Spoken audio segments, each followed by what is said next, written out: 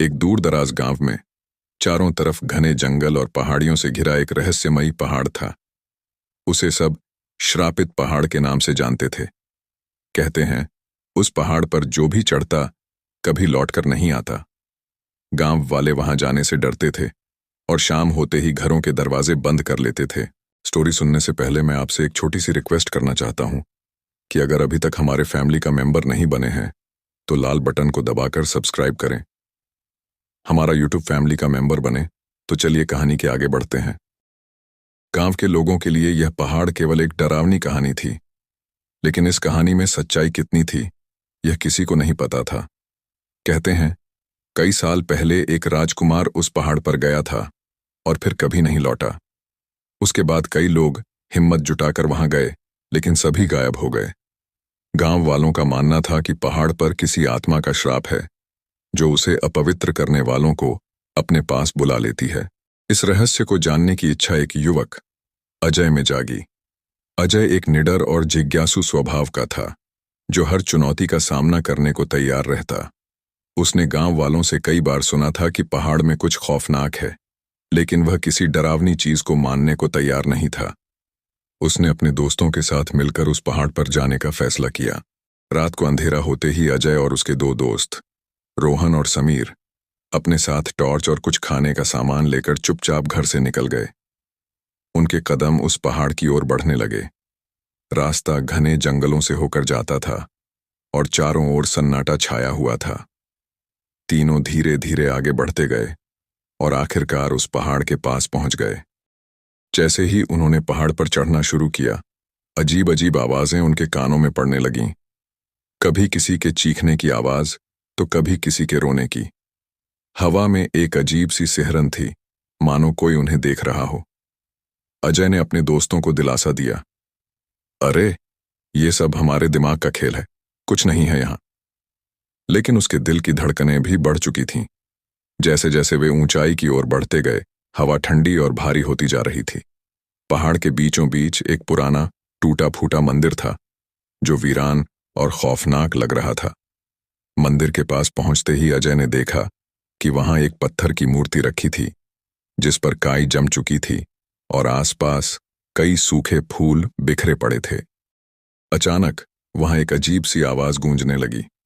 किसी औरत के करुण स्वर में सिसकने की आवाज थी। अजय और उसके दोस्तों के रोंगटे खड़े हो गए। समीर डर के मारे पीछे हटने लगा और बोला, अजय चलो वापस चलते हैं, ये जगह सच में ठीक नहीं लग रही। लेकिन अजय ने उसे मना कर दिया और उस मूर्ति की ओर बढ़ने लगा।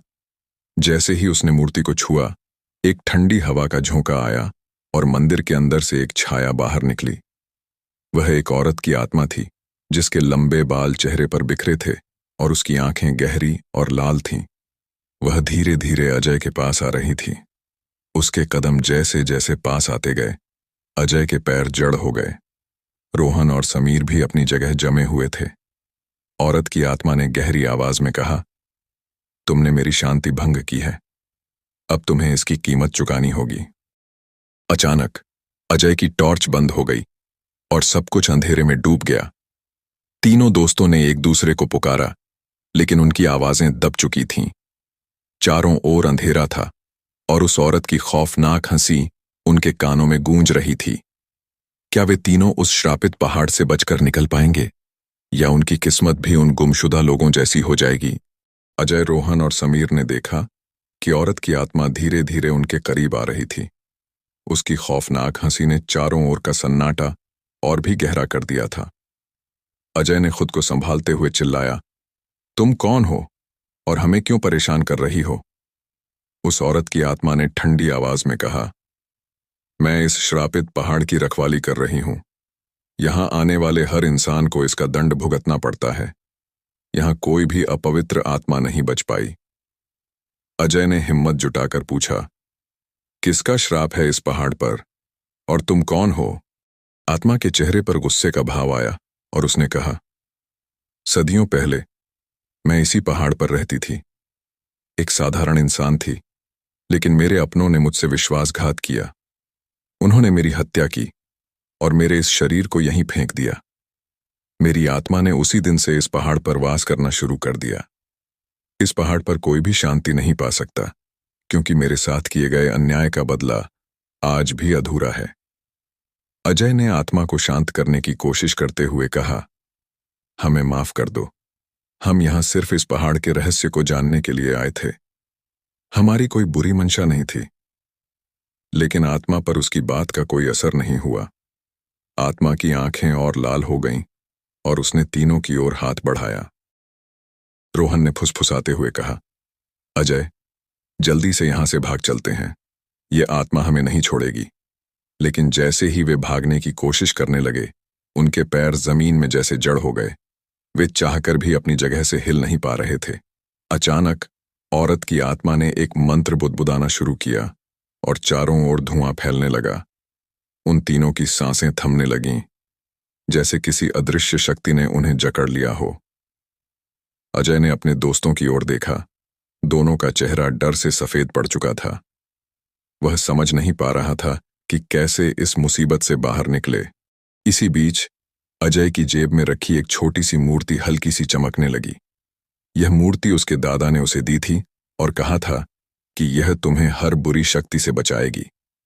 अजय ने जैसे ही उस मूर्ति को अपने हाथ में लिया, आत्मा का चेहरा डरावना हो गया और वह कुछ कदम पीछे हट गई।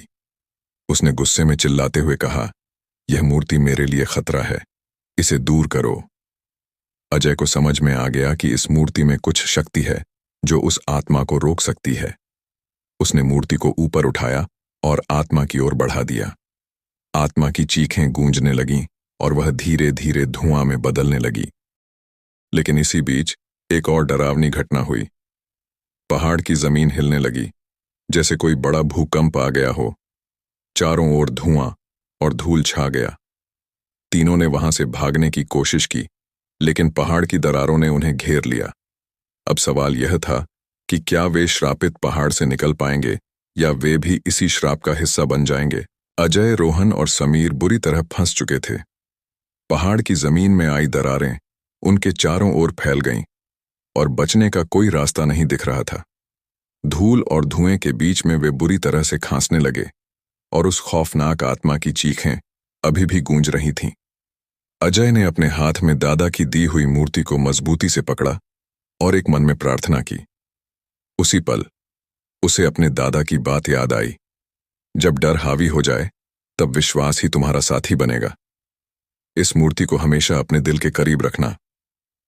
अजय ने मूर्ति को सीने से लगाया और तभी एक हल्की सी रोशनी उसकी मूर्ति से निकलने लगी। उस रोशनी ने धुएं और धूल को छांटते हुए एक सुरक्षित रास्ता बना दिया। अजय ने अपने दोस्तों को पकड़ते हुए कहा, यह हमारी आखिरी उम्मीद है। चलो जल्दी से इस रास्ते पर भागते हैं। तीनों ने पूरी ताकत से उस रास्ते की ओर दौड़ना शुरू किया, लेकिन पीछे से आत्मा की आवाज फिर गूंज उठी, तुम मुझसे बचकर नहीं जा सकते। मैंने यहां आने वाले हर इंसान को श्रापित कर दिया है। तुम भी यहां से कभी जीवित नहीं निकल पाओगे।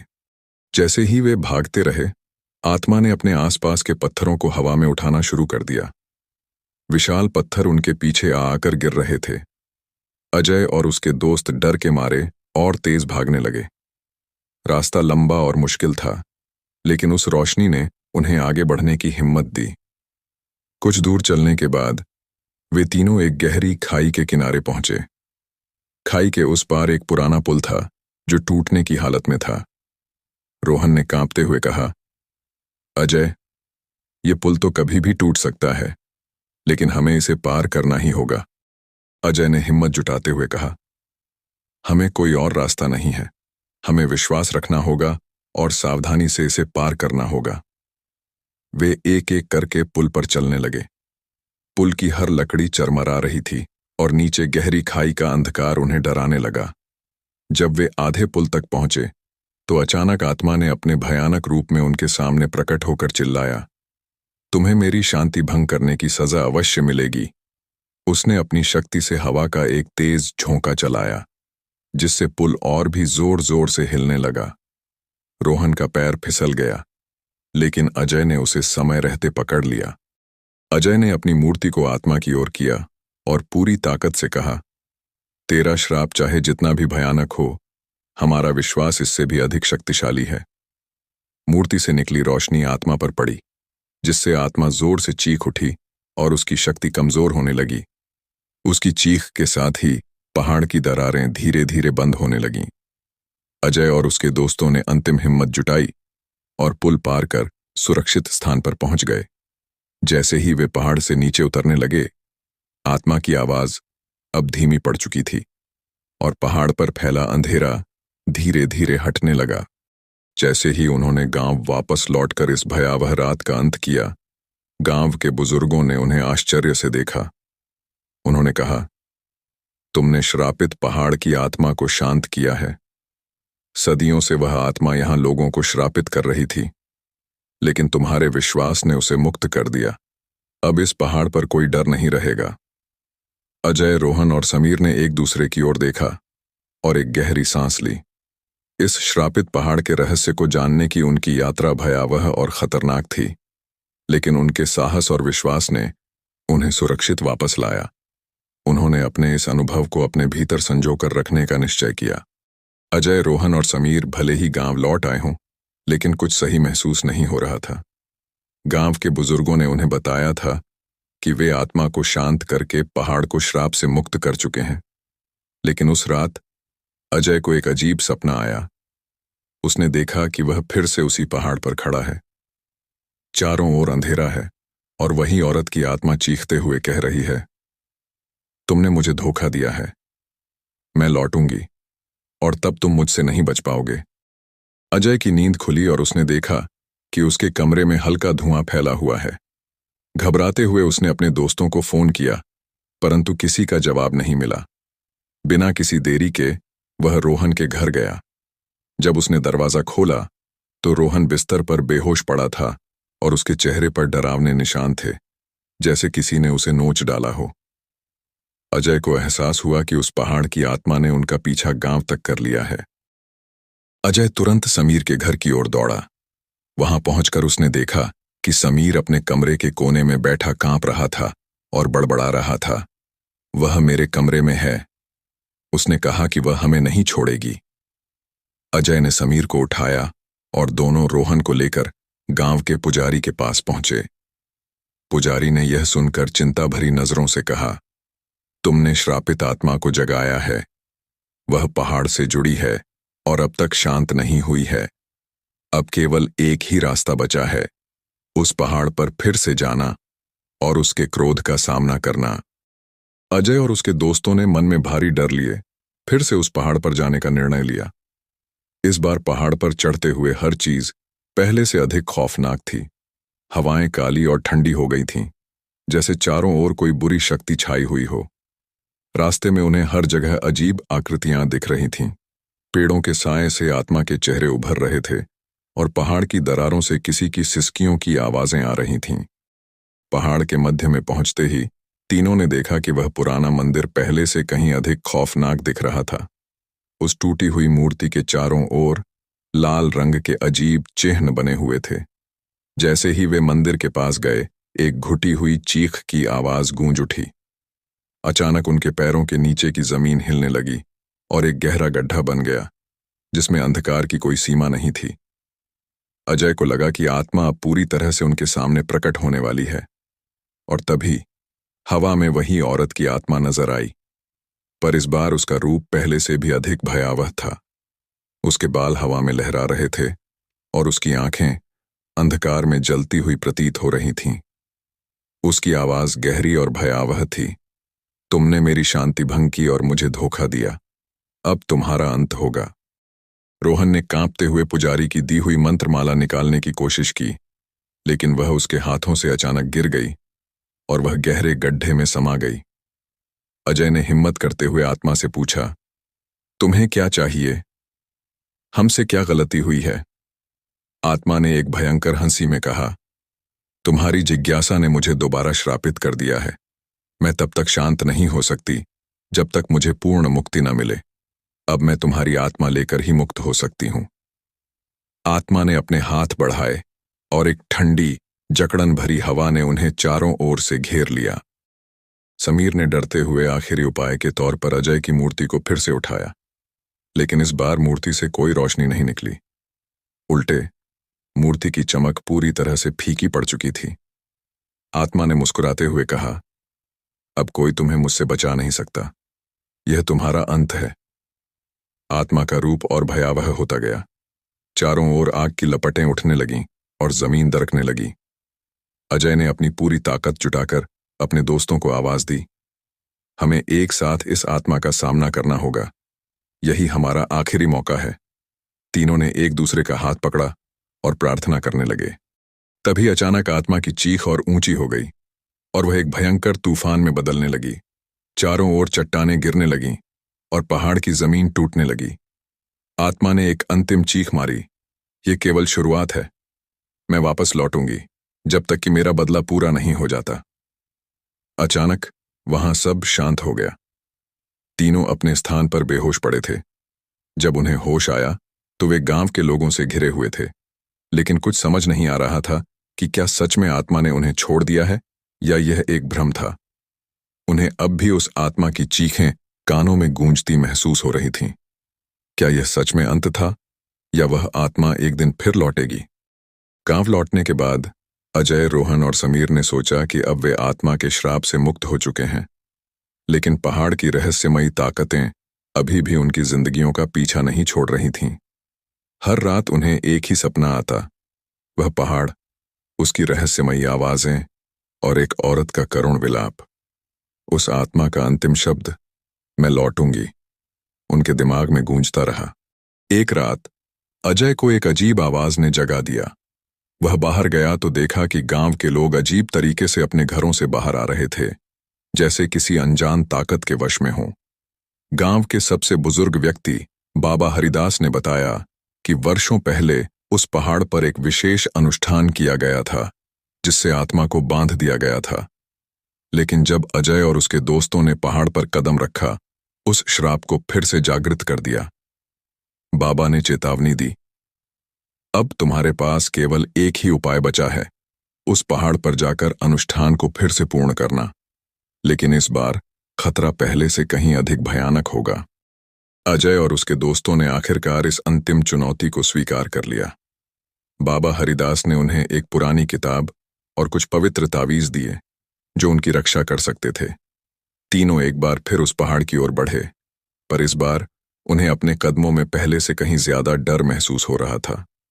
जैसे ही वे पहाड़ की चोटी के पास पहुंचे, वहां का वातावरण पहले से भी अधिक भयावह लग रहा था। हवा में अजीब सी सड़ांत थी और पेड़ों की शाखाएं मानो उनके ऊपर झुक रही थीं, जैसे वे उन्हें रोकना चाहती हों। मंदिर अब पूरी तरह से टूट चुका था, लेकिन उस जगह कुछ अजीबोगरीब निशान बने हुए थे।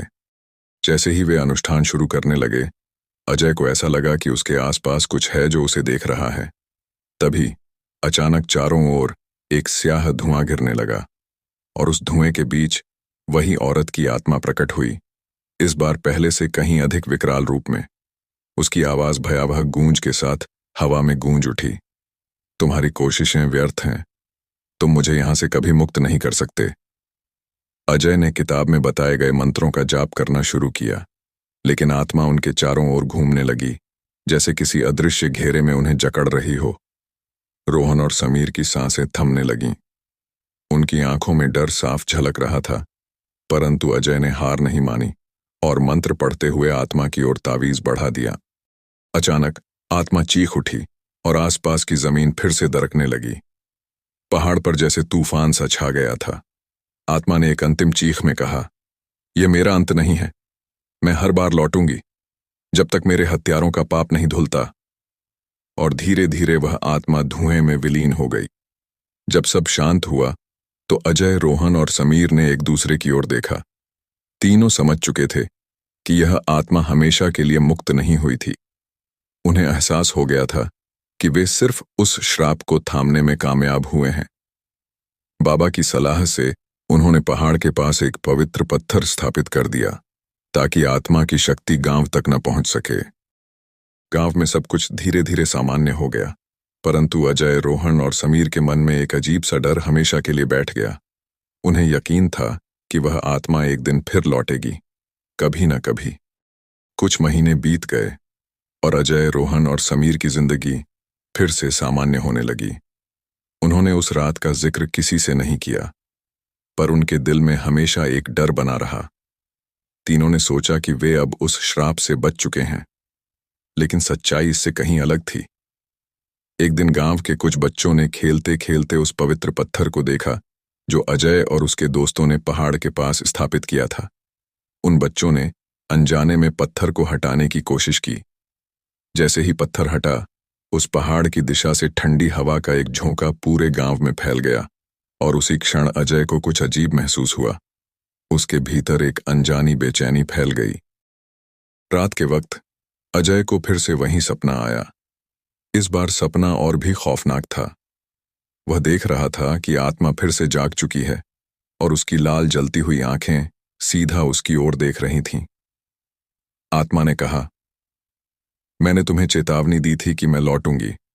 इस बार मैं तुम्हारे साथ साथ पूरे गांव को अपने श्राप। अगली सुबह अजय ने अपने दोस्तों को बुलाया और उन्हें बताया कि आत्मा लौट आई है। रोहन और समीर यह सुनकर घबरा गए, क्योंकि वे जानते थे कि इस बार आत्मा पहले से अधिक शक्तिशाली होकर वापस आई है। उन्होंने बाबा हरिदास से मदद मांगी, परंतु बाबा ने गंभीरता से कहा, अब समय आ गया है कि तुम आत्मा की कहानी का आखिरी रहस्य जानो। इस पहाड़ पर केवल आत्मा का बदला नहीं, बल्कि एक छिपा हुआ रहस्य है। आत्मा तभी शांत होगी जब वह सत्य सामने आएगा। बाबा हरिदास ने तीनों को पहाड़ पर एक और गुप्त स्थान के बारे में बताया, जो मंदिर के पीछे था। वहां तुम्हें एक पुराना ग्रंथ मिलेगा जिसमें इस श्राप का राज छिपा है, बाबा ने कहा। तीनों ने फिर से पहाड़ का रुख किया, लेकिन इस बार उन्हें हर कदम पर अजीब आवाजें सुनाई दे रही थीं। जैसे ही वे मंदिर के पीछे गए, वहां उन्हें एक गुफा दिखाई दी। गुफा के अंदर घुप अंधेरा था, लेकिन तीनों ने हिम्मत करके अंदर कदम रखा।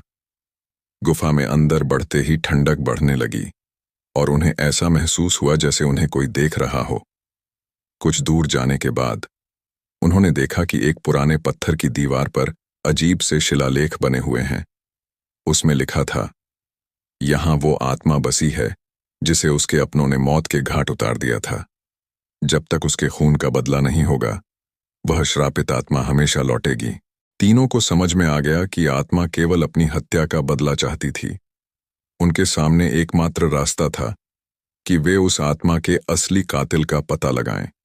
जैसे ही वे गुफा से बाहर आए, आत्मा ने उन्हें घेर लिया और एक डरावनी हंसी में कहा, तुम अब मेरे रहस्य से वाकिफ हो चुके हो, लेकिन यह जानकर भी तुम मुझसे बच नहीं सकते। अजय ने आत्मा से कहा, हमें तुम्हारे साथ हुए अन्याय का पता चल गया है। बताओ, हम तुम्हारे कातिलों का कैसे पता लगा सकते हैं? आत्मा की आंखों में एक क्षण के लिए दर्द झलका। उसने कहा, मेरे खून का निशान आज भी इस पहाड़ पर मौजूद है। जब वह सबके सामने आएगा, तभी मेरी आत्मा को शांति मिलेगी। तीनों ने आत्मा का मार्गदर्शन करते हुए उस स्थान को खोजना शुरू किया। पहाड़ की एक खोह में उन्हें खून से सना एक पुराना दुपट्टा मिला, जो आत्मा का था। जैसे ही उन्होंने उसे उठाया, आत्मा का रूप साफ दिखने लगा और उसने कहा, अब इसे गांव के मंदिर में लेकर जाओ, वहीं मेरी शांति का आखिरी उपाय है। तीनों दोस्तों ने दुपट्टे को गांव के मंदिर में रखा और जैसे ही यह अनुष्ठान पूर्ण हुआ, आत्मा ने एक आखिरी बार प्रकट होकर कहा, तुमने मुझे मुक्ति दिलाई है, अब मैं हमेशा के लिए शांत हो जाऊंगी। उसकी आवाज गूंजती रही और वह एक तेज रोशनी में विलीन हो गई। गांव की और पहाड़ की रहस्यमयी रातें समाप्त हो गईं। अजय, रोहन और समीर ने उस श्रापित पहाड़ की आत्मा को हमेशा के लिए मुक्त कर दिया था। अब पहाड़ पर न कोई डर था, न कोई अंधेरा। गांव के मंदिर में आत्मा का दुपट्टा रखने के बाद अजय, रोहन और समीर को लगा कि उन्होंने आत्मा को हमेशा के लिए मुक्त कर दिया है। लेकिन कुछ अजीब हुआ। जैसे ही उन्होंने दुपट्टा मंदिर में रखा, मंदिर की दीवारों पर अजीबो गरीब निशान उभरने लगे और एक ठंडी हवा पूरे गांव में फैल गई। तभी मंदिर में रखा दुपट्टा हवा में उठ गया और जलने लगा। तीनों घबरा गए और समझ गए कि शायद यह अंत नहीं है, बल्कि कुछ और भयावह उनकी राह देख रहा है। अचानक मंदिर के बाहर एक जोर की चीख गूंजी और यह चीख वैसी ही थी जैसी उन्होंने पहाड़ पर आत्मा की सुनी थी। वह आत्मा अब भी मुक्त नहीं हुई थी। तभी मंदिर के पुजारी ने कांपते हुए कहा, तुमसे एक बहुत बड़ी गलती हो गई है। तुमने सोचा कि आत्मा का अंत हो गया है, लेकिन उसने तुम्हारे हर कदम को नियंत्रित किया। पुजारी ने कहा, वह दुपट्टा आत्मा का नहीं था, बल्कि एक बंधन था जो उसे बांधे हुए था। जैसे ही तुमने इसे मंदिर में लाकर अनुष्ठान किया, तुमने उसे पूरी तरह से मुक्त कर दिया। अब वह आत्मा पूरी शक्ति के साथ वापस लौटेगी और तुम्हारी जिंदगियों में कभी न खत्म होने वाली पीड़ा लाएगी। अजय और उसके दोस्तों के पैरों तले जमीन खिसक गई। उन्होंने सोचा था कि उन्होंने आत्मा को शांति दे दी है, लेकिन सच्चाई इसके उलट थी। आत्मा ने उन्हें एक जाल में फंसा दिया था। तभी मंदिर के सभी दीपक बुझ गए और चारों ओर अंधेरा छा गया। अचानक आत्मा का भयानक रूप उनके सामने प्रकट हुआ। उसकी आंखों में खून जैसा लाल रंग था। उसकी आवाज पहले से भी डरावनी हो गई थी। उसने हंसते हुए कहा, तुम्हें क्या लगा था कि तुम मुझे इतने आसानी से बांध लोगे? मैं तुम सबकी आत्माओं को हमेशा के लिए अपने साथ ले जाऊंगी। रोहन और समीर भय से थर थर कांपने लगे और भागने की कोशिश की, लेकिन मंदिर के दरवाजे अपने आप बंद हो गए। अब वहां से निकलना असंभव था। चारों तरफ गूंजती आत्मा की हंसी, बंद दरवाजे और अंधेरा उनकी हिम्मत को पूरी तरह से तोड़ चुका था।